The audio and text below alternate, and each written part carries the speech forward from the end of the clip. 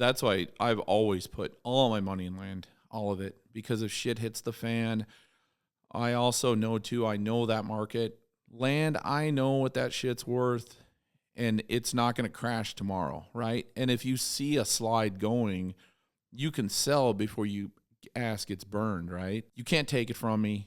I can go hunt on it, and if the world goes to shit, I can go live on it. I can live off it. So that's why you're seeing more and more people with all the crazy shit going on right now in our country. That's why more people are buying land. I mean, it is like the number one investment.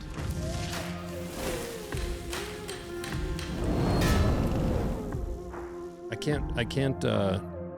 feel bad that you haven't had any real good weather when you brought your wife up here to show her Western Montana. And then yesterday the fog was just like settled in like crazy. And I don't even think she probably thought there was a mountain here for the first 24 hours. She actually didn't. When we landed, she's like, I thought there were supposed to be mountains around here in Montana. And I'm like, trust me, babe. Like, it's dark. We landed in the airport, and then we got up in the morning. She's like, I don't see shit for mountains. And I'm like, no, we're in the middle of them right now. We're just down low, and it's foggy. But yeah, for anybody that thinks they want to move to Montana, first of all, don't. And then second of all, in the winter, we get these inversions, and we get fogged in just in this valley. Yeah. And it's wild because if you drive just up on the mountain 10 minutes from the shop, it'll just be a bluebird, beautiful day. Yeah. But we're socked down in this valley in the fog. But so I wanted to talk about the your lodge. I want to kind of get into some of the history and stuff behind Whitetail Properties. But the thing that's like been most mind-boggling that I've seen you done in the last 5-6 months on Instagram has been this Buffalo Nickel Lodge that you've been building. I thought you were like a real estate, tycoon or whatever you want to call it. And as it turns out, you're like an unbelievable framer. Is that something you'd always been a builder before? Or? Actually, just so, just growing up, Dad passed away at an early age. Dropped out of college like right away. So when I was 18 years old, I was basically on myself. So if I needed anything done, whether it build something or accounting or basically anything, I've just kind of self-taught myself everything. Yeah. And I've just always been one of those people that I just want to learn everything I can about something. Mm-hmm. I don't claim to be an expert in anything, but I like building. Like, I think life would have been different turns for me. I would have been probably work construction or engineering or something, because I just like building cool shit. And then I get a kick out of people like seeing kind of the things we build. And I've kind of got one style that I kind of, that Western native kind of decor is kind of what I run with. But it's all kind of self-taught, and just surround myself with smart guys that know how to do it and just pick up on it. Yeah. It was amazing because it's kind of that. I think part of why I like it so much is it's my kind of style. Mm-hmm. It's like that rough sawn, kind of old, almost like barnwood type look, custom. But what you built was, a lot of people build stuff on their own, but what you guys built there is like, could be in a magazine. I mean, it's unbelievable how beautiful of a job you guys did on that. Now, is that going to be a hunting lodge? Is that something just for private or personal? Or are you guys selling hunts or what? Yeah, so I've got a really good friend of mine that I hunted with in South Africa 6 years ago. He came to the States. I brought his family over, got them citizenship. Trust the guy with my life. So we started doing some upland hunting, and we're like, let's just build a lodge. And he's like, well, don't spend a lot of money. And he goes, I've already got the clients and you don't need to do it. But my problem is I can't just leave shit alone. So yeah. And you can't go half-ass. No half-ass. So, I'm so old school. I have like a piece of paper with a ruler and I'm like drawing the building out. And I'm like, okay, as long as we have 4 walls, we'll figure out the other shit in the middle. So that's kind of how my building process works. So we're like, you know what, screw it. Let's just build this lodge. Let's build it super badass. We're right in the middle of Kansas. There's nowhere other than like Wichita, or you get out to like Denver or down to Oklahoma City or Dallas. There's no really spots to hold corporate events. And a lot of guys like upland hunting. So we've got a lot of native birds there, but I also have a controlled license that I can release birds too. Okay. I still run some deer hunts. So I was running those just out of houses and stuff, and I'm booked out for years on my deer stuff. So we're still going to run some deer hunts. We're going to do, obviously, the upland. And the upland is like a whole kind of experience because we brought in a couple snipers, retired snipers. We built a badass, like 1 mile range. So we offer, basically, if you want, I can bring these guys in. And like I had a group of clients in a couple of weeks ago. I had a couple of women there that have never shot rifles before. And within 15 minutes, they were just pinging at 1,000 yards. Like That's awesome. Yeah, I mean, it's super cool watching people. Like even my wife, you know, she's like, I don't know what I'm doing. And I'm like, just listen to him, listen to everything he's saying. He'll explain the MOA, the whole, you know, there's a whole art to it. And when you have the right person teaching you how to do something on hand. So that's the other thing too, is like, we've got a trap course, upland, super badass facility that we can hold. We can have about 150 people there for events. Okay. So we're even set up for like outdoor concerts. And so really, like, I did it more first for the hunting, but then I'm like, you know, there's nowhere to have classes or like knife making or you know, backpacking, wilderness stuff. Like, so I'm trying to like bring these people in that are experts in their field that don't have a venue. We've got a venue, and then just work a deal out with them. They bring their clients in through social media, or we advertise it, bring groups in. And so far it's been awesome. Yeah. I mean, you guys just finished it, right? I mean, you're probably a couple of weeks ago. Yeah. Yeah. Cause I saw you guys putting targets up, and I think you had clients coming in like that weekend. I mean, you were right up against it. 5 minutes. We were down to the wire 5 minutes before, Mike Gerst and Heather came. Really? Like literally, they were the first clients ever to walk through the door. That is cool. Yeah. And it couldn't be better people. So yeah, it was awesome. That's cool. So I think what's cool and what I really respect about a lot of things that you do is like, you're kind of involved in things right now that look, you know, glamorous. There's some higher dollar stuff with selling farms and buying farms, or like this lodge and whatnot. So it's like somebody could just assume that, you know, you've always had money, or you've always kind of, you know, maybe you were born into it or whatever. And there's this, like glitz and glam lifestyle that you've always led. Right. But yeah, let's go back to when you were kind of where you're from and some of your upbringing. Cause I want to eventually get into Whitetail Properties and the whole real estate thing. But I think it really is like the ultimate American dream of really what you've built and where you're at today. And you know, I'll kind of finish up at the end of this, but getting back to how much I respect that you've gotten to the place that you have with businesses and with life, but you're still the guy on Instagram with a tool belt on building a lodge. Yeah. You know, so you haven't gotten away from also just that hardcore work. But where did you grow up? So I grew up outside Chicago.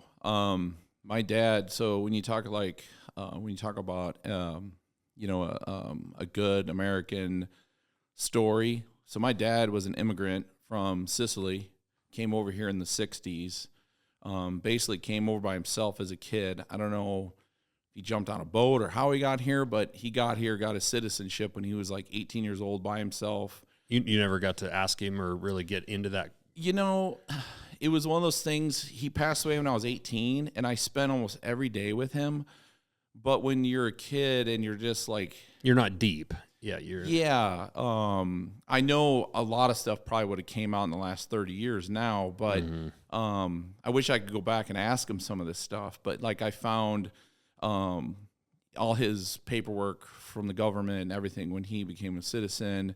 So basically he was trying to he was a hardworking guy, kid, came from Sicily. They didn't have shit there. So he wanted to live the American dream, found his way over here, and basically started a pizza place when he was a kid. He's probably one of the first guys, like my family in Sicily, they're like still all in business. Kind of brought that whole pizza wave over here, which is kind of crazy now. There's pizza places on every corner, but so I basically grew up in the pizza place, in the restaurant. I remember 5-6 years old as a kid, I'm working these giant grinders, you know, with like 10-pound blocks of mozzarella cheese. And if if OSHA saw that shit today, like my dad would be in fucking jail because like I'm, chopping with huge knives and jamming blocks of cheese down grinders and everything. But that was just back then how we grew up. You know what I mean? It's like you just get it done. So did you have siblings? Yeah. So my sister was older, and she wasn't really in the restaurant as much. But a younger brother still has a restaurant in St. Louis. But so we kind of grew around that family restaurant atmosphere. And that's hard work. I mean, man, every now and then I hear people say like, "Oh, I'm thinking of starting a restaurant." I'm like, my wife grew up in the restaurant business, and she talks about, doing dishes and waiting tables, and her dad was the bartender, and and also doing stuff, running the grill, and her mom was waitressing and running the grill. And it's like, that is work that never ends. I mean, the next day it's all the food prep and all the cleanup, and it's just constant nonstop. Yeah, it was basically 7 days a week for my dad, his whole life. So and this is one thing I respect about my father, looking back now, is we were closed on Mondays. So he always found time on Mondays. He took us all out to dinner. Like, that was kind of our thing. And then vacation, we would take 5 days. He would take 5 days off a year. That was it, And at that time, I was like, holy shit, man, we're going on vacation. Yeah. Now people are like, if they don't take 2-3 months off, they're going to cry. So it's funny, just how times have changed and how life's got easier for people, or just lax, I guess, more than anything. What was an example of a vacation you guys would do? So we would go to Arizona, because he liked Arizona because it reminded him of where he's from in Sicily. Okay. And I think that's why too, I'm building a house there right now. And I think I'm doing it because I'm kind of trying to live his dream through me, you know what I mean? So, so it was, basically school work every day for me. That's kind of how I grew up. We just got by, even though people think you own your own business, and all I can say is it's hard ass work. It's not 40 hours, this 8 to 5 shit that people talk about. Right. I always say in life, there's 8 to 5ers, and then there's grinders, and then but some people need to be 8 to 5. It's just, they're not wired, the same as other people. Yeah. And businesses need 8 to 5ers. So, I mean, there's, all sorts of different people out there. How did your dad pass away? He got cancer. Okay. It was terminal cancer. It was so my dad still, he worked out, didn't drink, didn't smoke, was built like a brick shit house, and he didn't feel good one day. His stomach hurt for some reason. Went in, the doctors were like, "Oh, you have cancer really bad." And that was like a whole 2-year roller coaster emotionally too, because he had surgery. They were like, "Yep, all the cancer's gone, everything's fine." And then 6 months later, it was like, boom, terminal. And then it went into his bones and his spine and everything. So it was it was quick when it came back. Yeah. So, damn. Yeah. It was just, so it's, I've tried to turn that into a blessing, being kind of on my own since I was 18, because I've kind of lived life. I don't wait to do shit. Yeah. You know what I mean? I don't care about failing, because I always say, in life, you got to win 51% of the game. You know what I mean? So you can fuck up 49%. You just got to win 51, and you won at life, And so I've always just try to create shit, build shit, do what I want, because you never know. I mean, I could feel like shit tomorrow and find out I have cancer. And then it's like, fuck, I wanted to do all this stuff in my life. And so that's it. I think more people probably need to live that way. Yeah. But it's a little careless maybe, but it's also fulfilling. It's always super sad when you see somebody put in this huge career and they get to that 65 years old or 62 and they're going to retire and go to Alaska and fish and do all these things. And you hear about them. I mean, it happens all the time. People retire and, have a heart attack 2 weeks later and die. Yeah. Never, they saved all their money forever and they saved all those adventures forever and they never even got to do them. Yeah. But what was that like once your dad passed away and he's operating this business? You're 18.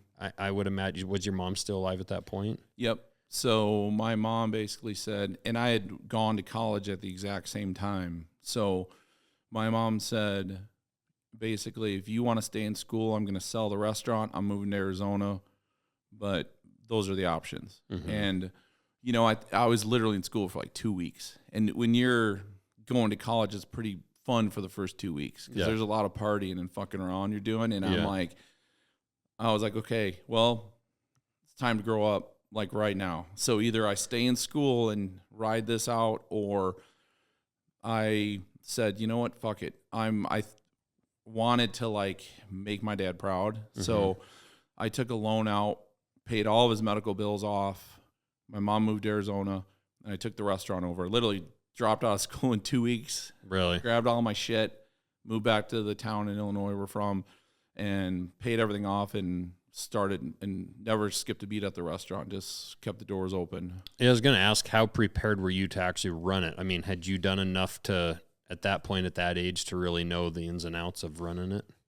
Everything, probably except the accounting side of it and the taxes and all that bullshit. So that was all like, I still remember like on Sunday nights, it was like, because I was closed on Monday. So I remember on Sunday nights still being so busy, I didn't even have time literally to take a shit. And I'm like, I'm literally like doing accounting in the bathroom at like 11 o'clock at night after I close, like trying to do accounting paperwork and bookwork and bills and shit, you know, for the next week and figure out like, okay, who's going to get paid this week? And, you know, right. So it was, again, did you have any help?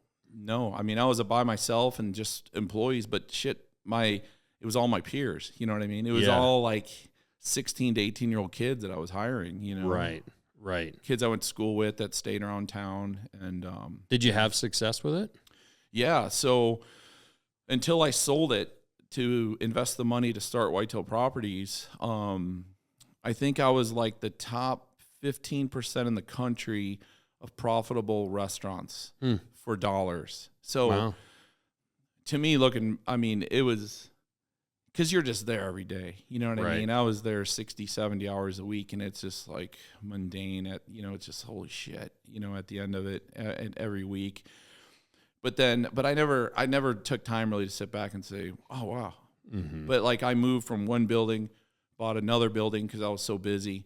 And then when Whitetail, basically when that concept started, I was so busy. I basically chased Pizza Hut out of town, and I bought their building, which is like, it was such like a badass move, So I was like, get the fuck out. And then I bought their place and put my restaurant in Pizza Hut.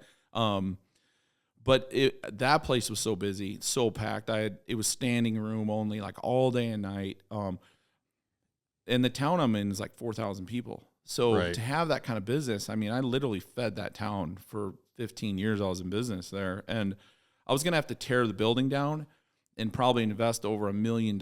So in your 20s, I mean, that's pretty fucking scary to think of taking a loan out for that kind of money. And I knew right then, I'm like, if I do this right now, I am married to this restaurant forever. Right. Because who's going to come to a small town and be able to do what I did and work the hours I work? Mm-hmm. So the timing, everything kind of lined up the same time.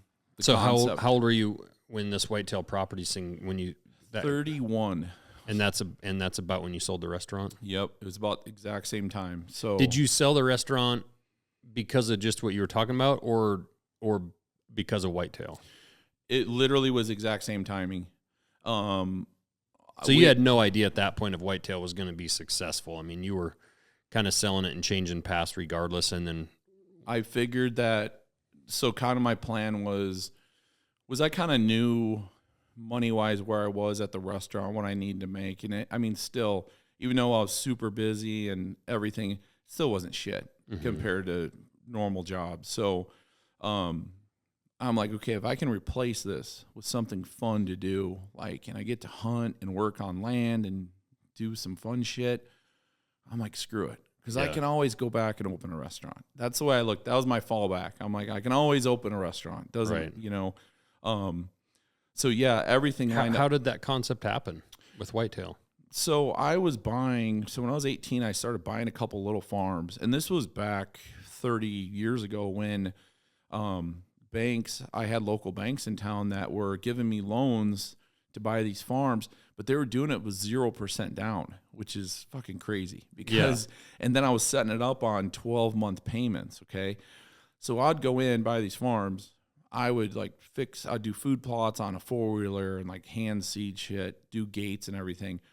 There was a real estate company in town, and I'm from Pike County, Illinois, and Pike County, Illinois is like, deer capital of the world, basically. So the place exploded during the late 80s and 90s with out-of-state hunters and investors. So my friend owned a real estate company in Pittsfield, and he'd always say, hey, that 40 acres you got or that 60 you got, you want to sell it? I'm like, yeah, fuck it, because I'll just buy another one. So that's how it kind of started. And were you a hunter also at this time? Yeah. Did you grow up hunting? Nope. So basically, I didn't start hunting until I was like 15 years old, 16, because my dad didn't hunt. I think he did, and they shot rabbits and shit in Italy. But he basically just worked every day. So when he got sick and we moved to that town in Pittsfield, I had some friends' dad that took me out. I still remember that hunt to this day. And I knew that morning that I was going to be a bow hunter because I was hooked. Like being out there, clearing your mind. There's something really special about hunting that people don't, especially non-hunters, they don't have a fucking clue like why we do it. Right. And I guess everyone has their own reasons, but I started doing it for peace and quiet and to be outside away from everything else. Yeah. But back to the whitetail. So during that time, I was running some hunts too in Southern Illinois, and I met one of the other co-founders. He had a production company, was doing some waterfowl videos, and we hooked up one night. He was filming a guy, I was guiding him, and he's like, hey, I got all this production company, all this equipment and everything, and I was telling him about buying farms, and he was in my truck, and I had a closing statement.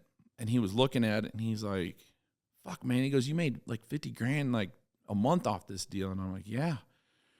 And he's like, God, he goes, maybe we should just figure out a way to do a TV show. And like, it was just a crazy ass idea at that time. It was just like fucking kids, just like, so we're like, man, yeah, it'd be cool. And we could base it around whitetails and like selling hunting property. And so during that same time, Dan Perez, and he had some other clients too, and they're the other co-founders. They literally were buying farms in the same county. So we all kind of knew each other. We all had our own like clique. Like I was kind of by myself. These guys had their own group too. And I knew them. We knew each other. We were all friendly about it, but we were competitive as shit trying to find farms. Yeah. So Paul, the guy that one of the co-founders too, he's like, well, we need to find someone with a broker's license. Well, I'm like, dude, Dan Perez is like the Timber Ninja. He was with PSE for fucking 30 in the 70s, whenever PSE started. He's been old school, like in the industry. So yeah, he was one of my customers at the restaurant too. So we met Dan, and Dan literally accused us of spying on him because he was already talking to this other group that I knew about starting a real estate company. So then we all met at one of their cabins. And we literally hashed that out over 2 hours. And we're like, hey, let's start a real estate company. Let's do the TV show. And this, like, the internet was still not what it is today. Yeah. And, what year was this? 2017. Okay. So we're like, let's just all dump in 50 grand each, and just get going. So, I mean, literally we started that day, but it was right during the economy, like when Obama economy was like kind of shitty. So you mean more like 2007? Oh, 7. Sorry. Shit. I didn't mean 17. Yeah. I did that yesterday. I told someone 17. They're like, that doesn't fucking add up. And I'm like, I swear I'm telling the truth. No, 2007. Yeah. Yeah. So that's basically, we just all put money so into this concept. 08, 09, like, I mean, when you think about starting a real estate company, that's kind of a bad time. Because I mean, when you got into by 2010, shit's not good. No. It was literally to the point that we kept funding it, and I still remember, like, I was broke shit because the restaurant was gone. I didn't have shit to fall back on. Paul sold his mortgage business, lived in my garage. And I remember I was living, literally eating cans of tuna and drinking Natural Light like a fucking criminal. So like that's, I mean, we were to the point, I'm talking like weeks of saying, fuck it. Yeah, because like, when we were down in St. Louis together this summer, I mean, Paul was sitting there at dinner kind of telling some of those stories. And I mean, it was kind of amazing to me, but he was talking about just like how broke, like just how crazy broke you guys were and just how crazy it was. I mean, like how on the edge of like one more bad thing happens and it's all over. It literally. And what's crazy too about Paul is he's the same age as me. His dad passed away. He was 8. Our stories are almost identical. So like we are so much alike. It's crazy. So I don't think most people probably would have got kicked in the face that many times and wouldn't have been able to keep going. Mm-hmm. But it's like, dude, I just like fucking hate, don't want to fail. Like, do not want to fail. I know this shit's going to work. So we just stuck it. And then it was just like a light switch. And I don't know the exact moment, but I remember like, holy shit, we started getting sales. And then was the TV show going at this time now? It was. And was it on the Outdoor Channel or where were you? It was on Sportsman's channel. Okay. And that's when airtime was fucking crazy because everyone wanted to be a fucking TV professional hunter. Well, and that was before YouTube really was like a big thing. Yeah. And I mean, the only place really you were getting outdoor type content was really on the Outdoor Channel or Sportsman's or Yeah. And Sportsman's was fairly new at that time too. And it was actually tough to get on the Outdoor Channel unless you were there for a long time, unless like the Mossy Oak Realtree. How'd you guys do that? Did you guys kind of shoot a whole season and then pitch it to them or? Yeah. Yep. So we shot a year worth. Basically Paul filmed me, ran around. I shot a bunch of whitetails all over the place. And then we got some hunts from a few other guys, put it together. Went to SHOT Show that year. Paul's like a fucking genius at marketing. So went to SHOT Show, he had some connections from the waterfowl world in the past. So he had, if he has an audience, he'll get someone's attention. So yeah, he's good at holding court. Dude, yeah, big time. Like he'll tell stories that I'm involved with and I'm like, dude, that's a fucking badass story. I'm like, oh, wait a minute. I was there. Yeah.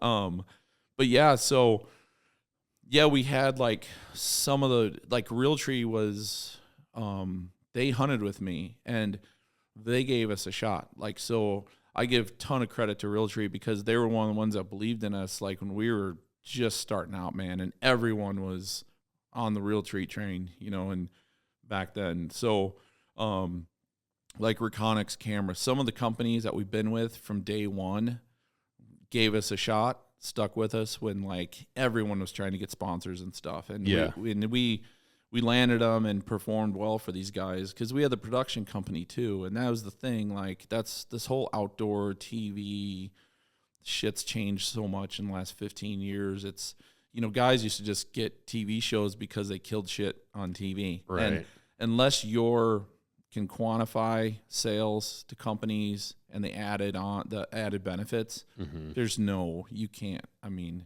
you're better off putting your money on Instagram. You know what I mean? Yeah. So you started selling some properties. Your TV show was on. Do you think some of your clients were finding you guys through the TV show? They were, yeah. So we put basically all the money towards the TV show. We were trying to just break even or just lose a little money on the TV show. And then put all the money towards search engine optimization. Because no one at that time, in 2017, nobody was doing what we were doing. 07? I don't know why the fuck I keep saying 17. 07. Something traumatic must have in 17 to me. Yeah. But yeah, so like no one was really pumping the business. Like, I mean, if you look today now. Right. We've created a whole industry. 100%. I mean, it's fucking crazy how many people sell hunting property now. But yeah, so we just reinvested everything back in, and just wanted to be, when people thought about hunting property, at least in the Midwest, like Illinois, Missouri, Iowa, that was our That's where the concept was we were just going to stay in those states. How much of the business was you guys buying and selling the property versus like, because at a certain point you had to have been starting to just list. Oh, yeah. And brokerage it. Yep. Right? Yeah. So right away, it was probably 90-10. And brokerage versus what you owned. Yeah. Yeah. Yeah. Yeah. Because, I mean, you can only buy so much property when you don't have a lot of money. Right. And there is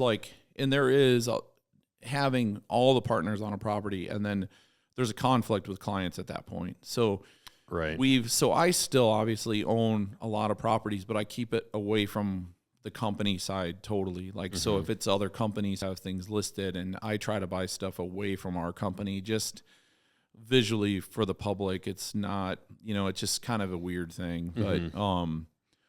But yeah, so like I said, we're just dumping a ton of money into search engine optimization, the TV show, and trying to get viewers on there. And and so then at the same time, we started hiring agents and giving them protected territories, and then kind of carving this new real estate model that no one did before. Because Century 21, the Remaxes, all those people, they just hire, if you got a pulse, you're fucking hired. That's how most real estate companies are. So explain a protected area. So we will look at like Illinois, right?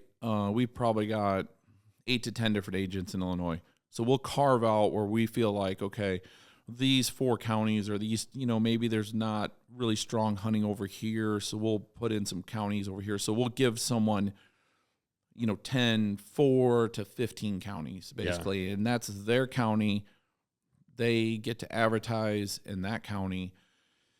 The office, our marketing dollars, the company spends, we promote them as the specialist in that county. Yep. So there's not backstabbing shit that you see like at other real estate companies. Sure. So the big thing, and you probably saw this in St. Louis, is like our company is like a family. Yeah. And that's like, for our size, it's kind of crazy to think it's like everyone in this room are brothers and sisters at the end of the day. Like people go to each other's parties, events, like they're all on the same team. There's no backstabbing. Like, yep. Yeah, and to prevent that, where if it's like, hey, I'm interested in a property over in such and such county, and it's like, well, let me put you in touch with John over there. He's great. He knows that area really well. It definitely, yeah, I can see where that would prevent a lot of issues where like the big companies, like you say, there's a Remax office all over the damn place in the same city. So now you're literally competing against showing the same home. Exactly. Yeah. And that's where a lot of the kind of the dirty part about real estate, that's where that shit happens. It's a lot of in-house kind of BS is where that comes from. Yeah. So and it's cool because you're also going to naturally attract agents that are kind of your kind of people, right? I mean, if you're focused in hunting properties and you're not as focused in, commercial apartment buildings and, tract homes and, if you're focused, and also that's going to help you be better at what you do, because you're going to know that one niche inside and out. You're going to master like anything. And we have this conversation here all the time. People are like, oh, you should make this, or, oh, that milling machine will make that. And it's like, yeah, we're a knife company. We're going to stick to knives, right? But it's easy to see that shiny little thing over there and be like, well, God, we could maybe make some money on that. Yeah. And you have to kind of force yourself back into your lane. But by doing that, you're going to attract agents that like to hunt, want to hunt, maybe understand land and farms and farming and who those people are. So it's going to help you actually be more successful. Yeah. So typically real estate companies want like trained real estate agents. And honestly, I'm going to say like 2% of the people we hire are probably real estate, because we don't want a trained real estate agent. We want someone that is passionate about the outdoors, family, God's gun. You know what I mean? Those are the people we want. And we always say we can train you. If you have the passion for the outdoors and hunting and are not a D-bag, like, we'll teach everything else. And it's getting someone passionate about, and we have a pretty extensive training program and interview process. Right. So we usually weed out, those people, and it's So yeah, you can help them get their license or get trained. The other thing is too, if it's a small town, if it's Montana, for example, and it's Lincoln, Montana, where I grew up, right? You might not find a qualified agent there, but you might find one dude that knows everybody. Yeah. And they know where the high water is and where the river floods and where, where there is no water if you drill a well, and like all the things that actually matter also in real estate besides just the lawyer contract stuff. Right. And they also know all the people in town and when Billy Bob over there is going to think about selling his farm, and so I can see where all those little things that are kind of intangibles come together to make a great agent. Yeah. And so we've, like, some of those guys you're talking about, like the small town guys that know everything, we've had some of those guys now that actually don't want to get a license, but they've came on as assistants. The law changes like what they can and can't do. Mm-hmm. But it's gold for them because it's a secondary income, or retired guys that can make some extra money. And they're basically just an assistant to the agent, writing the contracts, showing the farms. A lot of these guys don't want to do that shit, but they know everyone in town. They know what's for sale. They know what's going to be for sale. So, there's definitely layers to the hunting property game, and you said you were only going to be in like those 3 states originally. Yeah. I think we're in 43 right now. I think we'll end up being in 50. I'm struggling emotionally with California. And that's like my big thing, but we'll probably be in all 50. Yeah. That will be the plan. And I know that we're looking at Canada right now, and we're looking at Mexico. Really? We've got attorney, like, we're kind of looking through laws and things right now because there's some really, really good shit in Canada and Mexico. Oh, God. Yeah, and, Alberta, Saskatchewan. Yeah. But, like, right now, if you got on your computer and try to find a hunting farm for sale, good luck. Like, good luck trying to find something. It's just crazy right now. It's basically like what it was in the 2000s, really before we kind of blew this market up. It was every mom and pop that don't have websites. Unless you're there, you can't find this stuff. So how many founders do you have then? How many? There was 7 originally, and then we have bought some of them out. Mm-hmm. And then what we've been doing the last, I guess, 5 years is we have thresholds that we have, like, criteria. Like, it's a process of like 10 different things. So every so often, basically, we say, okay, we talked about this for many years, and then we wanted to figure out a way to let the agents that were kicking ass, that we knew were going to be there forever. Because real estate's one of those things, you can literally, boom, quit, go get your broker's license, start your own company in a week. You know what I mean? Right. So it's like some of these guys that have been with us that we trained that are badasses, I'm like, I don't want to lose them. So as partners, we talked about, hey, let's break some of our ownership down, and let's offer shares to some of the agents, but let's put this criteria together. So now there's probably 60 different owners now. So we have the original owners, and then we have B share partners. Yeah. So the original founders now, there's still 5 of us. We own a majority of the company, but then we have a ton of the agents that own parts of the company. And actually, I'm getting ready to sell some shares next month to, I think, like 36 more guys, which is, to me, is awesome. Like, I want everyone to be an owner. That's what I said. I said, I hope that I sell all my shares and hold a small percentage someday, because I know at that time we're just blowing numbers through the roof at that, everyone's making money. Well, it really incentivizes a certain type of person to earn that and get to that point. I mean, it's going to be the same way with us, quite honestly, because you want employees, which that's what a broker is with you guys. They're an employee of the company. You want them to think like an owner and to be motivated to grow their territory. Because, like, when I was listening to some of your guys' talk down there, it's interesting because it's not like they're just brokers under you guys. Like, a lot of those guys have brokers under them, and they're hiring their own assistants, and they're literally growing. Like you said, they're growing their their brokerage as if it's their own personal real estate company. Yep. Within a company. Yep. And that's what we're pushing that more and more. We want all these guys to build their own teams and treat it like it's your business. Like it's your business underneath the umbrella of Whitetail Properties. Because it just makes everyone stronger. And so, you know, we opened an office in Bozeman last year next to the Sitka, the remodel over there. So that's been really good because, you know, out west, you know, the Holland Halls, the bigger Sotheby's, like they've got big store presence in like Bozeman, all these tourist towns. So it's like honestly to get in the game with some of the stuff, we had to bite the bullet and just open store because almost 99% of my guys, their office is their truck or their home office. We probably got 12 offices now. But I mean, a place like Bozeman, Big Sky, these people fly in from out of town. They're walking around downtown.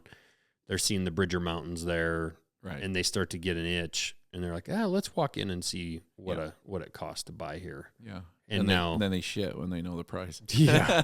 No shit. Yeah. So what was that like when you guys like first realized like, holy shit, this is working in a big way? I mean, how cool was that? Yeah.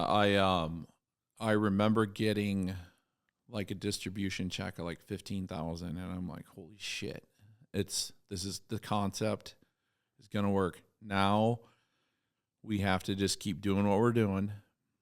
We got to keep driving from the top down to everyone else.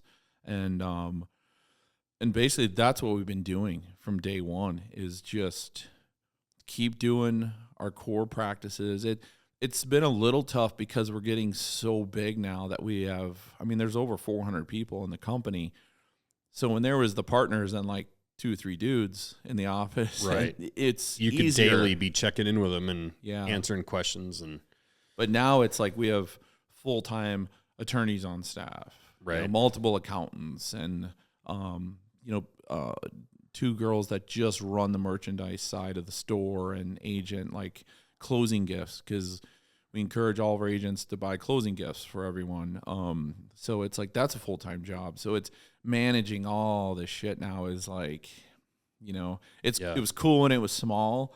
It's cool that it's big, but it always comes with the bullshit. Yeah, it's hard to stay as personal and involved. Yeah, I mean, what you guys went through is what we're just beginning to try to go through, which it's one thing to find success, which that's what we've kind of been finding here, but it's another thing to scale that success and keep it together and keep that feel.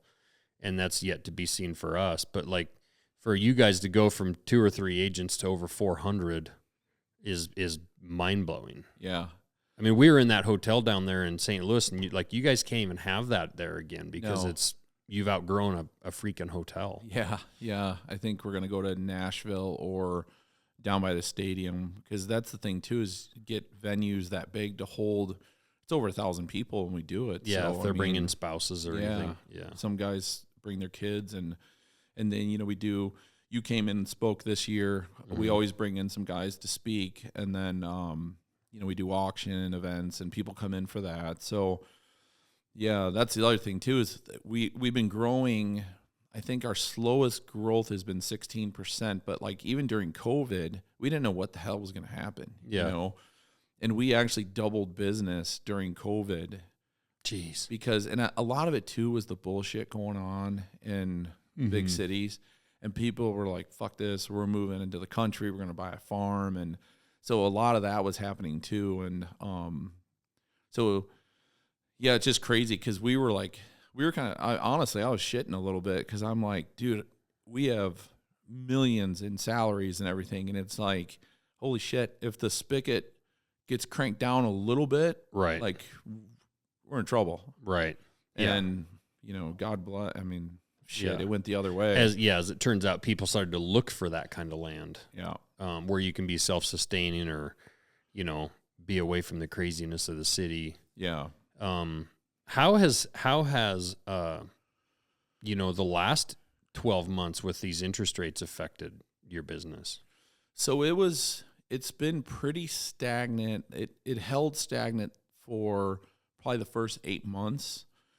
the last 3 to 4 months, we're actually seeing an increase in business. Our bottom line has grown probably 5 to 10% over last year. So we're seeing an uptick right now. I think the initial sticker shock of interest rates and just the crazy bullshit going on, I think people are just saying, okay, fuck it, this is the way it's going to be. And I'll refinance in 5 years or because what are you going to do? I mean, sit back and not do shit, you know? I mean, so that's the thing, like when you're buying like hunting property or real estate, I remember the dudes like in Pike County where I was from, when prices got up to like 3,000, they're like, well, I could have bought that shit for $500 an acre 5 years ago. I said, you should have. Like, and you should probably buy it today. Yeah. Because it's going to be worth. Here's the deal. So that stuff at 3,000 a couple years ago, it's 6,000-7,000 now. So I mean, there's never the time to buy is always now if you've got the funds to do it, and it always works itself out. Where have you found in the U.S. that they're making more hunting property, like creating land? It doesn't happen, right? You're not making. I mean, you can go build buildings, but like you're not making more land. The land's being chopped up every single day. Yep. Every square inch of this country is for sale at one point. That's the way I always, anywhere I walk, any street I'm on, even in Missoula, I'm walking downtown, someone owns this shit that you're walking on. Right. That's what I love about real estate. Yeah. It's never going to go anywhere. And those hunting properties, you know, when you drive down an interstate and you drive down the road and you see this field being bulldozed with a road through it in a subdivision, that's one less farm, that's one less ranch, which what that's doing in little minute steps is making the stuff that's left worth more money. Yep. Because again, they're not creating it. I mean, unless we have a giant volcano that somehow creates, you know, 1 million more square miles off the coast of, you know, of California, like we're not making land today. It's just it's going away. Yeah. Yeah. So that idea, that's the one thing I've thought about. Like right now, we're right on the verge of a major commercial property real estate crisis. With, like, when I say commercial property, I mean like office buildings. You know, especially with all the COVID work from home stuff that happened. And I know a lot of companies are trying to bring people back to the office, and that's with, I'd say, so-so results, because a lot of people don't want to go back to the office in Portland or in San Francisco. Right. A lot of these people went out and bought small farms, and they're like, well, I can work from my laptop from a small farm, and I can go out and deer hunt. And now their company calls and says, you got to come back to the office. Right. And it's, you know how that is, trying to bring, you know, once you give someone something to try to take it back is, it's pretty hard. Yeah.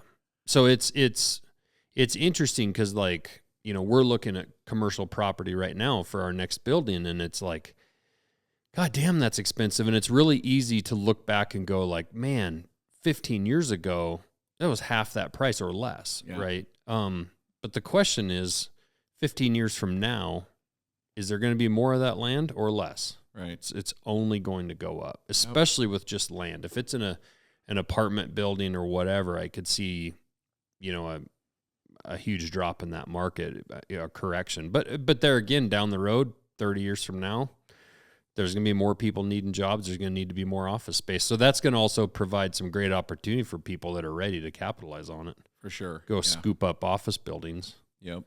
Yeah, I think a lot of it's probably got picked up, but like during COVID and this last election, I saw bigger spaces closing down, and I'm like, man, if anyone had a reason or had the cash to pick up some of this stuff right now, even for build out, you know what I mean? I mean, you guys are Montana based, but even like outside the Twin Cities, there's like huge buildings factories that were built that have been closed down. Well, no one wants to go to Minneapolis. You know what I mean? It's a shit show there, so no one wants to go put their business there. Yeah.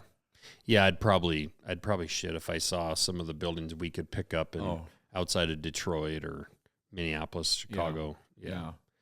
Have you seen, and I've heard rumors of this, of like foreign investment in like big farms and ranches and stuff. Have you seen that where China or other countries or whatever coming in and buying big chunks of farmland? Yeah. So we've had not so much recently. It slowed down a little bit, but I know during COVID there was different groups coming in, literally buying tillable sight unseen. And it, like on our side with real estate laws and stuff, there ain't shit you can do about that. Someone comes in and makes an offer, and they're really secretive about what they're doing. You don't, you have to sell it to them. Yeah. So I think it's slowed down a little bit, but there obviously was a play there that, they are absorbing some land here, especially in the Midwest, like tillable stuff. They're picking stuff up. It also, I've heard rumors of it happening in our kind of country with like timberland. Mm-hmm. And maybe what minerals are in those mountains and stuff, like, potential gold or any other kinds of minerals. Like it's interesting. It seems like that there's some secret play out there that regular folks like us don't quite understand. I just think they're so cash rich that they know. I mean, well, shit, China was just here visiting with Biden, so who knows what shit show was going on there? Yeah. You know what I mean? Who knows what schemes going on that no one knows about? It's interesting, and it's what's part of what sucks with the stock market is when you're 40 years old and you've put all this money into it, you really can't. It's not your money. Like, you can't take it out. No. If you take it out, they just penalize the absolute shit out of you. Yeah. But the market's as high now. Somehow, I mean, it boggles my mind how it's possible. But I was looking at it last night. It's as high now almost as it's ever been. Yeah. And that's even after a year of all the interest rates being high, and of course they say we're not in a recession, though it seems like we've absolutely been in a recession. And all of the outlook is that we're going into recession period and some tough times, and the market is still this high. And when you talk about countries being cash rich or keeping cash, I saw some big movement just happen with Bitcoin, and there's all this, digital currency stuff. It feels like the only real actual safe investment to be in is in land. 100%. 100%. Because if the dollar went away tomorrow and you owned 10 farms, or you had $10 million in the bank, same thing, 10 $1 million farms or $10 million in the bank, and the U.S. dollar completely collapsed and was replaced by Nerd Boy's Bitcoin or whatever, yeah. Your land, in theory, actually, with the shit show in the world that's happening, could actually end up higher in value. Oh, because of it. Yeah. You would it'd be worth 20-30% that day. Yeah. More than shit coin. Yeah, because so it's interesting. Like I've thought about it. Like, God, is there a way to pull all my money out of not that I have tons of it, but is there a way to pull money out of retirement and just put it into land? Yeah. So we've got a ton of people doing that out of their 401ks and stuff. There's ways to roll it, to basically just park it into a trust and put it in land. That's why I've always put all my money in land, all of it, because if shit hits the fan, I also know too, I know that market. You're not going to tell me what I can do, because the stock market, I don't know shit about it. And most people don't, right. And even the people that say they do, they're day trade bullshit stuff. So like land, I know what that shit's worth, and it's not going to crash tomorrow. Right. And if you see a slide going, you can sell before you ask it's burned. Right. And, you can't take it from me. I can go hunt on it. And if the world goes to shit, I can go live on it. I can live off it. So that's why you're seeing more and more people with all the crazy shit going on right now in our country. That's why more people are buying land. I mean, it is like the number one investment. Even like my financial guy out of Nashville, he's financial planner for like a ton of the big country guys. He buys hunting property with me also. And he's like, it's crazy. I control all these millions of dollars for these famous country singers. But he goes, dude, honestly, what you do is like the best fucking investment someone can do. Yeah. Yeah. And to me, there's really a difference between real estate and land. Oh, yeah. Like, I know land is a part of real estate. There's commercial real estate. There's apartment real estate. There's kind of real estate. Yeah. But, you know, I definitely caution people, like, not all real estate's created equal either. Like, you could take all your money out of the stock market and go buy a house in San Francisco or Seattle today and wake up in 2 years and be way poorer than you are today.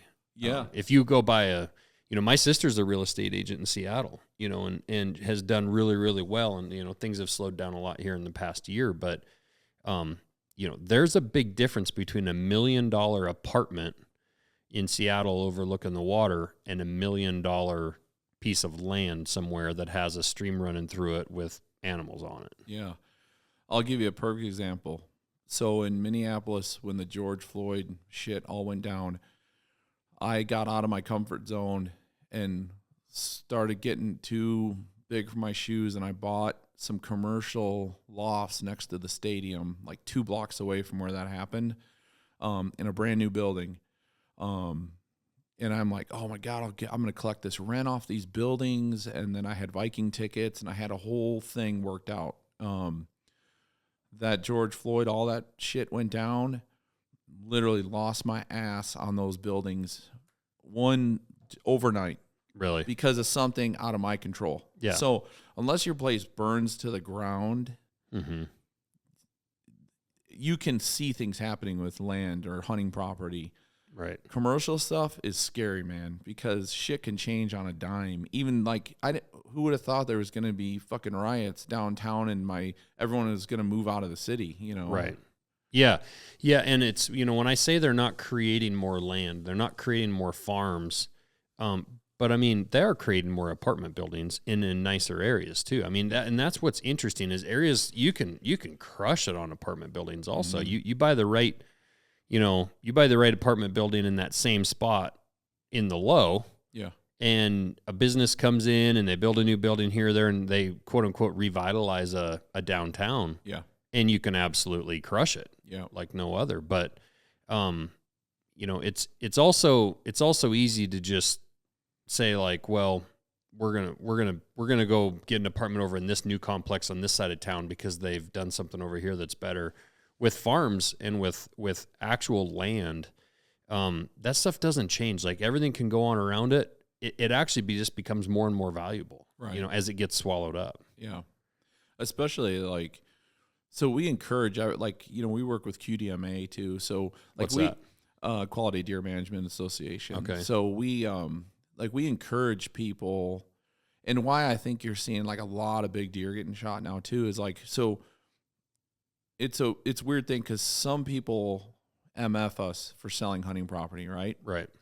But it's also the guys that there's still places you can go hunt for free, and you can go help people, farmers and shit, and go hunt. So, but I know everyone can't afford a farm, but there's still ways to get on property.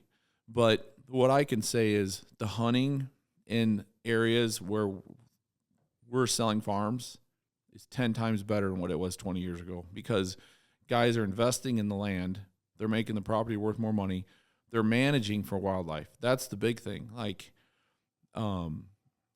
you can look at some of these farms, some of the success stories some of our clients have, and it's crazy. Some of the big deer they're shooting, like multiple 200-inch deer on these farms, and that's strictly management. Those deer were not there 10, 15 years ago. Right. So it is, people don't even look at that side of it, is in all these states where we're moving all this property, even all these other companies that's selling hunting property, we're all encouraging people to do the right thing too and manage for wildlife. It's not like, you know, non-hunters especially, they're like, oh, fuck, you know, you guys go out and shoot everything like a bunch of fucking hillbillies, you know, and it's like, actually, that's like the farthest thing from the truth. Yeah. Yeah, and those deer that those guys are kind of managing for also spill out onto other people's properties. Yeah. I mean, those deer are getting shot on, you know, Joe Blow's property or on public land. We see that in Montana a bunch. I mean, what state land do people go hunt? It's the state land next to a big-ass ranch that's got alfalfa fields. Yeah. You know? Yeah, for sure. That's where they're knocking down big-ass mule deer on and people are like, oh, I shot this public land buck. And it's like, well, yeah, you did, but also you were 300 yards from a gorgeous hay meadow, you know, which good for you. Yeah, yeah. He was comfortable on the private ground. Yeah, and he his Onyx maps and his head got a little off, and he wandered off onto state public land, you know. What do you do for, if someone comes and lists a property with you, what do you guys do that's different? If a farmer says, hey, I'm thinking of selling this piece of property, what makes you guys different than Remax? Our marketing efforts are, we do a lot of stuff on the marketing side that other companies can't do. Our agents are all trained in the field, extensive training through other classes, continuing education that we make our agents do. They know the markets they're into. A lot of real estate agents will just like throw, because they want to get your business, right? So you could call me and say, hey, I want to sell my farm here. And you could have a number in your head, but you don't really know what it's worth, right? Because Joe Blow, you heard at the coffee shop, sold for $10,000 an acre. So that's what you want. Well, Our guys know how to talk to the client, and we're not going to list something just to have a listing. Like, we're going to be your expectations should meet what we tell you. So, that's probably the biggest difference between us and just anyone just selling real estate too, is like, we're not successful unless we sell. So It doesn't do us any good to have a bunch of shit for sale that's overpriced, because then the market's weird. You know what I mean? It doesn't look right. And then we're not selling, and then gives us a bad name. So just telling the landowner the honest truth, what their property's worth and the expectations. And obviously, a lot of the properties we film for the TV show, our website, I mean, just our following and everything is so massive that the properties get out to different sources all over the country. Yeah. Where's your TV show now? Where can people find it? Sportsman's Channel. And then we're doing really YouTube TV YouTube is like exploded, recently. It's weird. Because people's schedules and how busy people are, when they want to watch something, they want to watch it right then. So on YouTube is getting huge for us right now. So it's crazy being from the old school. It's like, okay, I got to tune my shit in at like 7:00. Got to be at home Sunday nights. And then when TiVo and all that came out, then you felt like you were cheating. But now it's like, fuck, man, you could watch anything you want right now on our phones. Yeah, it's at your fingertips. Yeah. It is wild. I remember just thinking that TiVo or DVR or whatever was DVR. Like the absolute game changer. Yeah. I mean, now I just get pissed off if I have to watch something with commercials. I know. Isn't that crazy? I was actually complaining to my wife last night because somebody at the football game yesterday suggested a Netflix show, and we don't really watch much TV. And actually ended up being a Prime video. So we're like, all right. So we start watching Amazon Prime, and I hardly ever watch it. And I didn't know they bake commercials into the Amazon Prime that you can't skip. Right. And it just pisses me off, because I thought this is the whole point of having, on demand. I know. Is you don't have to have commercials, but then they wised up to that because they're selling commercials in it. And I'm like, well, shit, this is back to just being like regular ass old TV. I know. Yeah, it's crazy. They figured that out. Imagine that Amazon figures it out. Yeah, imagine that. Amazon figures it all out. Yeah. What was the worst? Do you remember like the worst moment, or the point that you thought that this shit's not going to work, or all over, like the hardest moment you had with Whitetail? Yeah. I remember talking to Paul, and we were at my house or in the garage or something, and we're like, fuck, we don't know what to do. You know what I mean? Like, something's got to change.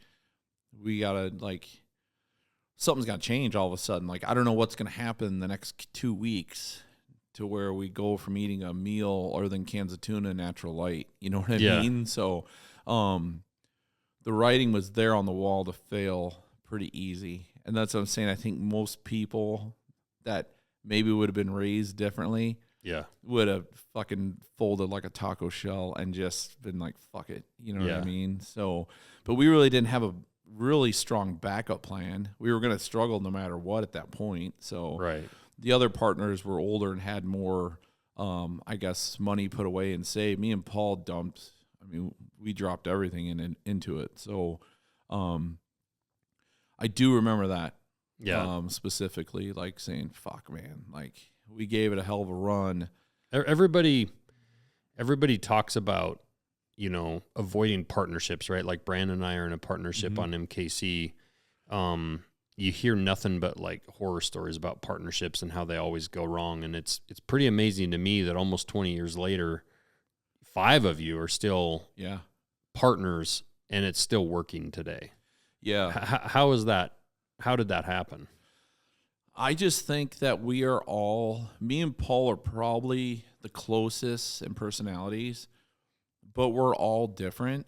I'm definitely the craziest one out of the group, and everyone will tell you that. But we've got really smart, like older guys too in our company that have been CFOs, and it's crazy because like we have this conversation a lot with people, and they're like, even our corporate office side, they're like, I don't know what it is, but you crazy bastards, it works. Like putting all you guys in a fucking room together. But it just works with us. We all bring something to the table. And if there's any issues or problems, we have meetings every 2 weeks. Then we have sit down face-to-face meetings every quarter.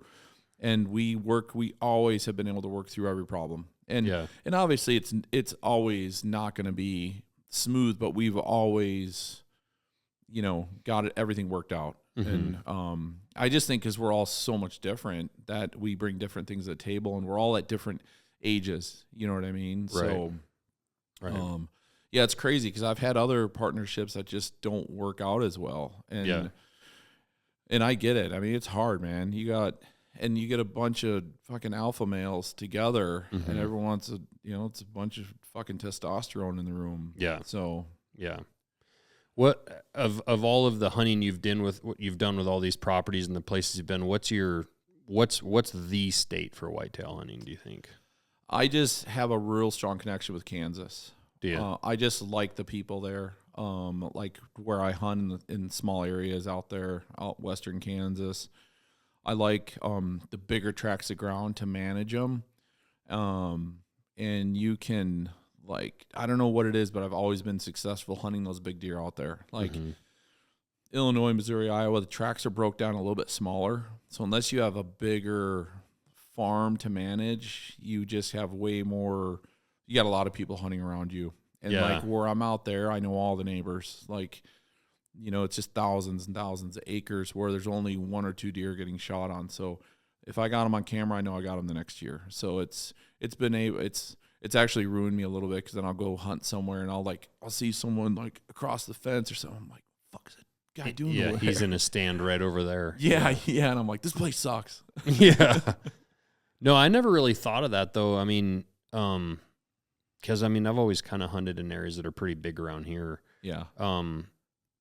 But I've heard of that with, Michigan and some of these places that guys are hunting, they're hunting 20 acres. They're hunting 30 acres, like 50 acres. Dude, it's tough. Like, so what you're doing though, you're hunting a deer outside his natural movements and everything, right? You're conditioning a deer to act not the way he was raised. You know what I mean? So like I'm hunting deer like food, water, bedding. You know what I mean? These smaller tracts where you have a lot of intrusion from outside, the deer are smelling people all day, and they can go wherever they want, and they're basically on the run most of the day. Yeah. I know down south there's a lot of hunters down south, a lot of rifle hunters too, and I've only hunted a few times down south, but like you'll talk to those guys and they're like, those deer like, they come out of their mom looking up at fucking trees because they're like hunted so hard. Yeah. So that's interesting. To me, that's like, I give credit to those guys that pound it out like on those farms that can consistently harvest those deer. Yeah. Because that's tough shit, man. Like, because you're not hunting a natural deer at that point. I mean, in Kansas, can you hunt over a feeder or? Yeah, you can. So you can feed basically all year. They were going to ban it this year. And I know some people are like, oh, that's cheating or whatever. But see, Kansas is you can only harvest 1 buck there. So like on all my farms, I feed protein all year. Because, we have extreme drought out there in Kansas. So my thing is I put in water wells. I pipe miles of water everywhere, and I feed protein everywhere. I never shoot a deer like off a feeder, but I always have them like every 500 to 1,000 acres. I have protein being fed all year, and it keeps those deer healthy. And I've like EHD and everything. I've never had any cases of anything in 20 years in Kansas on my farms. So I know it's a big, controversy between DNR and even public stuff. It's they claim, but it's like, I don't know. It's one of those things that it's like, I don't even, because you're telling me deer don't all drink from the same water, or they're not eating the same acorns on the ground, and their noses aren't touching the same shit. You know what I mean? So it's like 100%. Yeah. Yeah. I have not been somebody that can get my mind really too wrapped around, and I'm not making a judgment on them. It's just for me, sitting over a feeder and waiting for the corn to go off, and then for the deer to come right into the feeder. Yeah. I just can't see how, and not that I won't ever do it. I'm saying like, if I shot one over a feeder, I would feel like that's a different deer, like a deer I probably wouldn't mount, or I probably wouldn't be as proud of, versus if I'm sitting on a tree over a scrape or a trail or something that I've figured out, and that deer happened along in his natural path. Now, like you say, if there's a feeder 500 yards away and there's people doing stuff around you or whatever, I just struggle with, and not that I even think it's really that unethical, because I think there's so many damn whitetail. Yeah. For me, as far as being proud of the accomplishment of killing a big deer, I want to do it when it's like one-on-one. Yeah. And so like a lot of guys grow up in the South hunting over feeders. That's just what they do. And like, so I have this conversation with people a lot, and I say, you know what, that's the awesome part about hunting too, is whatever you want to do that's legal, I say do it. Yeah. Because as long as if it makes you happy, do it. Like for me, I'm all about hunting like one deer a year, one big deer a year that I have history with. Yeah. I'll pass up a shitload of big deer during the year to hunt one deer, but to me it's a chess match. Like I have history with these deer.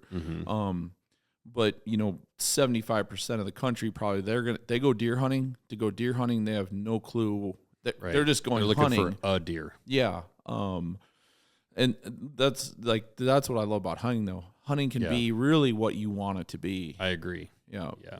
And I think it's, when I say that about the deer feeder thing, the reason why I'm also not like, I'm not like putting my morals or values judgment on somebody, because I also think it's probably the best way to get young kids into it. Sure. Like we can't do it here, but if I could have, when my kids were young, to give them a perfect opportunity, a shot with a gun on a really good rest, and it's like the most ethical kill that you can possibly have at a short distance.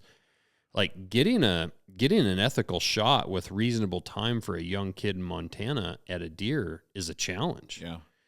By the time the kid finds it in the scope and, is it within 100 yards, 200 yards? Like it becomes a challenge, And I've seen where a first time hunter or kid's gone out and wounded one, and it's ruined them. Oh yeah.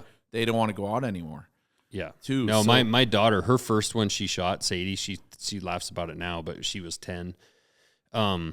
She shot this doe and she spined it, and so it drops, right? And then it pushes up on its front legs. Yeah. And I just, as fast as that all happened, I grabbed that gun from her and I shot it again and dropped it. And then I looked at her and I was like, "Great job. Nice shot. You killed it." Like, and it was just all like this huge blur, and she had no idea even what happened. Like, oh, I guess that's how it happens. Like I shoot it and then Dad shoots it. Yeah. But I was waiting for it to like start freaking screaming or dragging itself. Yeah. And it was like, it could have been the end for her. So there again, it would have been more ideal to have it in a little more controlled setting. The other reason I don't judge people that are sitting over feeders too harshly is, what's the difference then of you hunting over an alfalfa field? Right. Like they're at their feeder. I mean, it might be 100 acres of alfalfa, but you're still hunting their food source. It's a nice way of saying you're not baiting. Is what it is. Yeah, exactly. Like it's for the guys to F the guys that are hunting over the feeder is all it is. Yeah, exactly. Yeah. Same with the guy sits over water, right? Like, Yeah. okay, well, it's not a feeder, but if you also know it's the only water in, 5 miles, Yeah. are you really that much better than the guy hunting over a feeder in Alabama? Right. So that's why I don't get. I say it's not for me, but I'm very quick to say, like, I reserve my right to be too judgmental of them, because they could easily turn that argument right back on you and say, well, are you hunting over water? You got a tree stand over a water hole? It's like, well, right. Yeah, same shit. It is. A couple years ago, I shot like a 203-inch whitetail over a water hole that I dug with a backhoe, but the deer would disappear during the summer because there's no water on that farm. So I had to, but sure as shit, like second day of season, he was there and I shot him, and I had a couple people saw the video and they're like, oh, that's like fucking baiting. I'm like, well, first of all, I'm just being smart. I've been hunting this deer for 3 years. Yeah. And you should say good job because you figured it out, but and obviously the way social media is now, someone's got to be an asshole all the time. I mean, Well, you're also providing water now to every other deer for the rest of the year. Yeah. And I actually got literally like the first confirmed pictures of a mountain lion in the state of Kansas on that water that I supplied to the state. Oh, really? Yeah. So it's always been, people have always said there's mountain lions there, and sure as shit, I got video and pictures of two different mountain lions on that water hole too. So there's that part too. Wow. Jeez. Yeah. Yeah. That's crazy. Yeah. So is Whitetail Properties also, is it just farms and ranches, or are you guys into selling homes as well, or any other kind of real estate?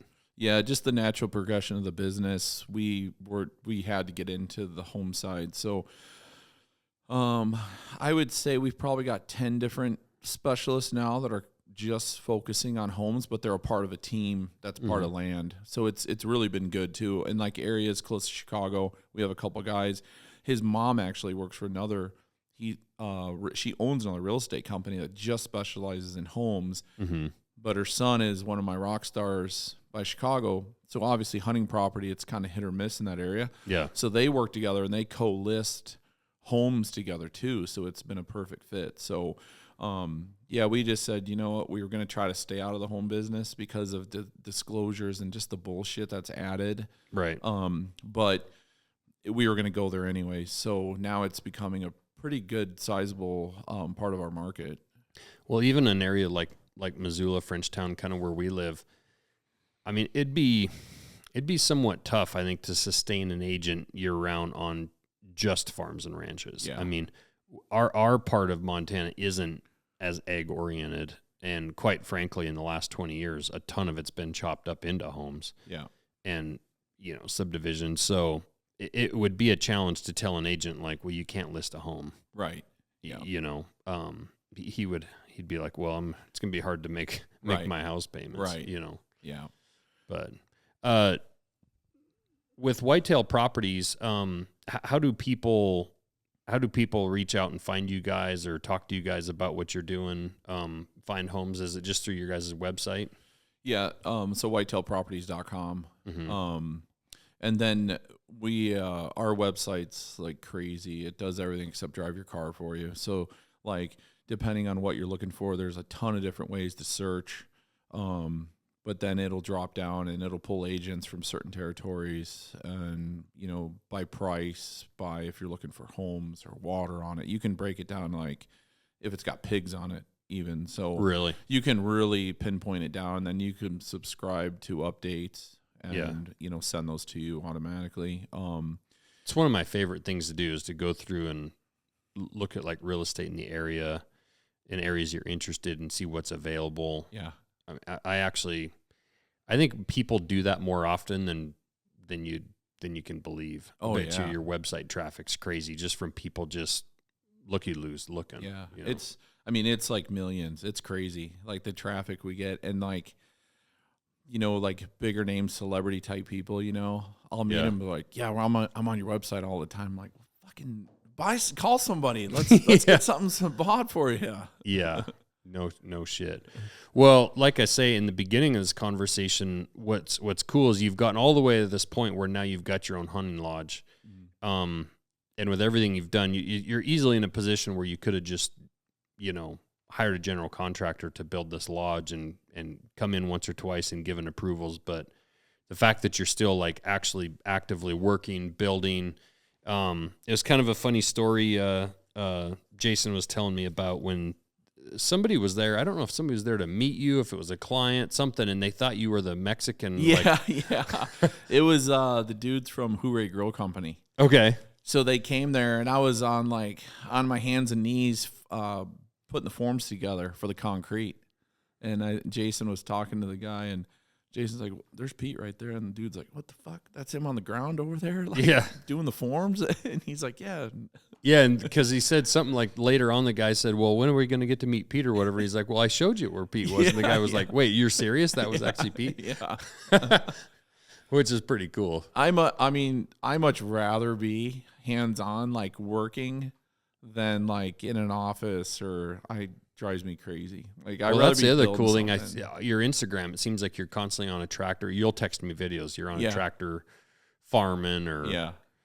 And that's the other thing about these hunting properties I think that people don't really understand is it's not just land being taken out of the whole farm ranch world. Like a ton of these hunting properties, and I think it's the biggest misconception, they still continue to operate as farms and ranches in a lot of cases. Because people have to remember, when you buy that property, it still needs managed. It can't just be let go. Between weeds and managing the infrastructures of the property, plus the fields themselves, they'll get overgrown and they won't actually be good hunting properties anymore. Right. So it's interesting because a lot of times these properties sell, but then they get leased back to some guy who wants to be a farmer but maybe can't afford to buy his own farm. Yep. And I have friends, and I quite frankly, I actually have a couple family members that they manage ranches and farms like this for a living, and they're really probably never going to be in a spot to buy their own farm, but they're in charge of those farms and ranches as if it's theirs. Yeah. They make all the farm ranch decisions. How many cows are we buying? Are we selling? Like all that. And it has to turn a profit at the end of the year, right, or try to, as much as possible for the guy who actually owns the property. But a lot of times those people are still allowed to do that. So like there is still like beef entering the food market and going into restaurants and going into butcher shops. It's not like you guys, you made the comment earlier that sometimes people shit on what you guys do. Right. My question would be, well, would you rather that property sold to a developer who just chops it up into tract housing? Exactly. Yeah. People don't totally understand the process. Like, I don't know how many like farmers I have right now on my own properties that probably wouldn't be able to farm on their own. But I have a sweet deal worked out with them because I manage for wildlife and they farm too. So I'm not looking for like this crazy number on the farming side from them, and it keeps them busy. They can make a living off it. And then I have another set of eyes on the farm watching it for me, and they treat it like it's theirs. And that's the best part, because you can't be there all the time too. And so you have a local presence there. Someone's taking care of the shit around there, making sure the gates are closed. No one's trespassing. So, and even if I sell a property, I always try to keep the tenant there for the next guy, because a lot of people buy stuff and they forget, oh shit, I don't have someone to take care of this for me. I don't have a farmer. Right. I want some income from cattle. So that's part of kind of what we do too as agents, is get everything lined up, keep the guys in place that are there, or make a change if it's not the right fit, and bring some income in back on the farm, and it makes everyone happy. Yeah, if you think about, and we see this a ton, and especially in eastern Montana, you think about somebody that's been on a property 4 or 5 generations, and they're looking at their bills at the end of the year, and they're just like, we cannot make it. Yeah. Like, this farm, it's been in the family for generations, and unfortunately, the way the world is today and the cost of new equipment, everything, like, it's just not a viable business anymore to be a farmer. Or a rancher, especially on maybe a smaller piece of property, 1,200 acres or something like that. To have the option to be able to sell that to some guy who wants to shoot a deer on it, maybe wants to come to that farm once a year for 2 weeks in the rut and hunt a deer. And hey, I'm going to buy this farm from you. You're going to get money in your account, pay off all your bills, whatever else. And by the way, I'm going to turn around and pay you a salary to farm it for the ranch, or let you keep the profits and the proceeds from that, but also offset some of the costs to the guy that owns the farm. That's the best case scenario for that guy, that he doesn't have to let the generational farm just entirely go. He can still be on that piece of dirt and have the memories of their family and whatnot, and feel like there's some good coming of it. Right. And quite honestly, might actually have some more money to spend, where the dude that buys it goes, hey, I want you to spend $20,000 next year spraying weeds. Let's build a better road out here to this pasture and that. And you can actually probably do a lot of the things on that farm that your dad or grandpa might have dreamed of doing. Right, for sure. You know, the other thing too is, like, I always say, the series Yellowstone, they've made a lot of older ranchers a lot of money in Montana and Wyoming the last few years, because everyone wants to be Kevin fucking Costner and these ranch prices. So here's the deal. 2-3 years ago, 5 years ago, you know, some of this pasture stuff, outside hunting values, isn't worth shit. You know what I mean? Price per acre. But when it got exploited and everything, it's crazy how many people want to ride a fucking horse now. You know what I mean? No and shit. Come out west. Yeah.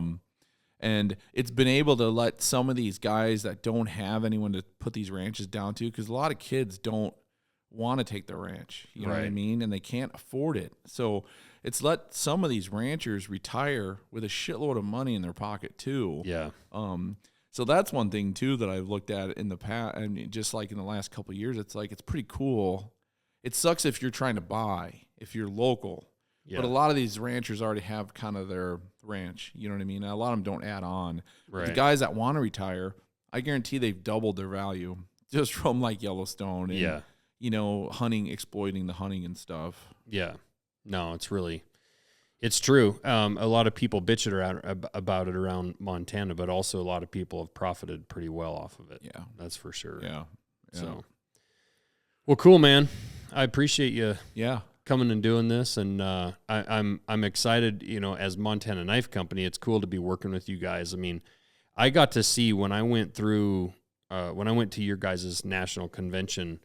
You know, I really didn't know anybody there, and then I walked into that hotel, and it felt like I walked into like Western Hunt Expo. Yeah, like the kind of people that were there.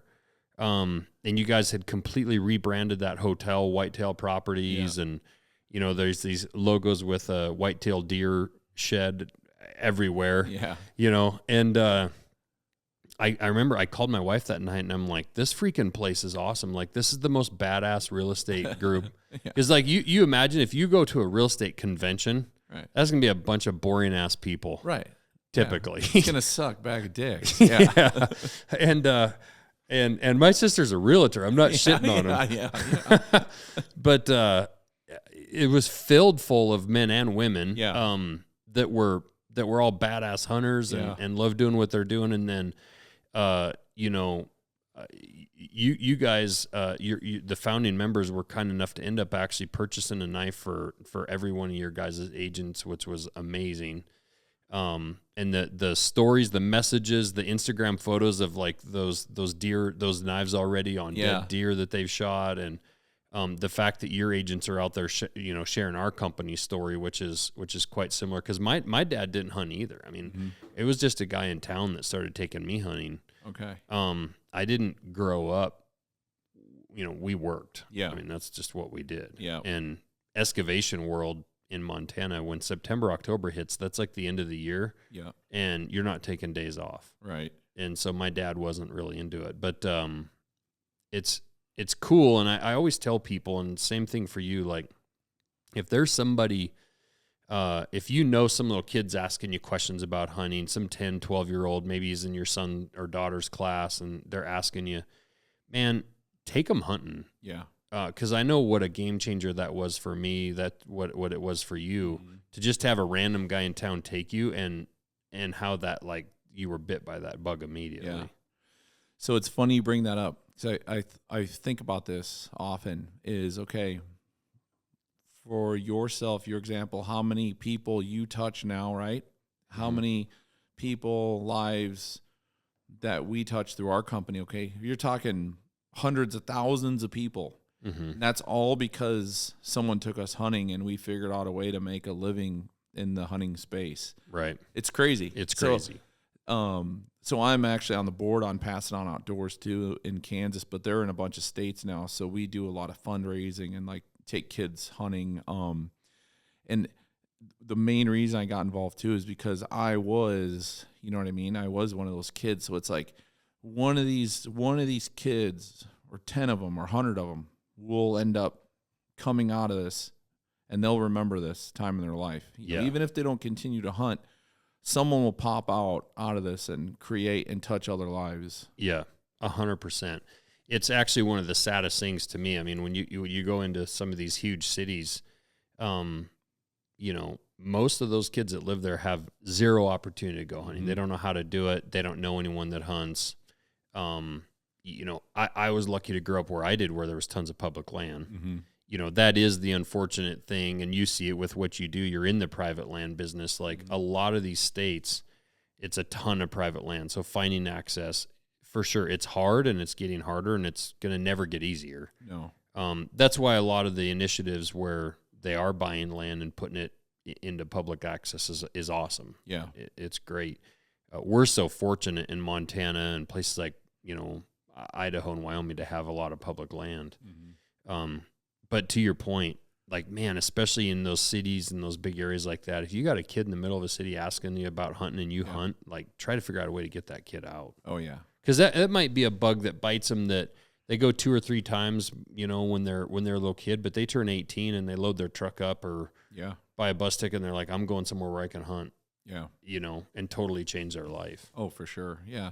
Because with social media and like video games and bullshit, like, it's so easy to get these kids get distracted now. Yeah. And like every kid I've taken has been like, bam, fish on. You know what I mean? Like they love it. Yeah. Because but the thing is too, is you got to have mentors. You got to have people who will take them. Right. And a lot of people are just so ate up and they only have so much time to hunt themselves that they're like, you know what I mean? But it's like anyone out there listening, like if you can take a kid hunting, man, it'll like change your life because you can see the joy in their eyes. Yeah, no, I agree. And even try and take their dad hunting with them. If the dad's interested and doesn't know, like that'll help get that kid out too. If dad gets hooked on it and he can take his own kid, like definitely spreading the word of you know, of hunting and what it can do for you. Because like you say, when you're walking through the woods with your bow or you're sitting in a stand, you're watching the kind of the world around you. And it's the only time, honestly, that a lot of us get to actually like slow down. Really? I know. And just shut down. Right. Yeah. You don't look at your phone. You're not talking on the phone or in a meeting. I think that's a ton of the attraction to hunting for a lot of people. It forces you to slow down. Yeah. I try not to bring my phone in the tree stands with me when I'm hunting. Sometimes I just have to. But like in my weird brain, I think deer can pick up like frequency of the phone. So I'm like ultra fucking ninja. And like I just anymore, I'm like, no phones. The camera guys, I'm like, no phone. You worry about opening up like Instagram or something, having a video on like full blast too. Like yeah. This all of a sudden, this 1 second blast in the middle of the forest. Yeah. But well, cool, man. Well, I appreciate it. It's been good getting to know you, and the support you guys have been to our company has been amazing, and looking forward to a long partnership together and stuff. So it's been awesome sitting back watching you guys just absolutely explode. Yeah, I mean it's just crazy. Yeah, it's been cool, but yeah, it's through the support of, you know, people like your agents, and then just everyday people out there. It's been really neat. So. Feel fortunate. Yeah. It's awesome. All right, man. All right, brother. Thanks.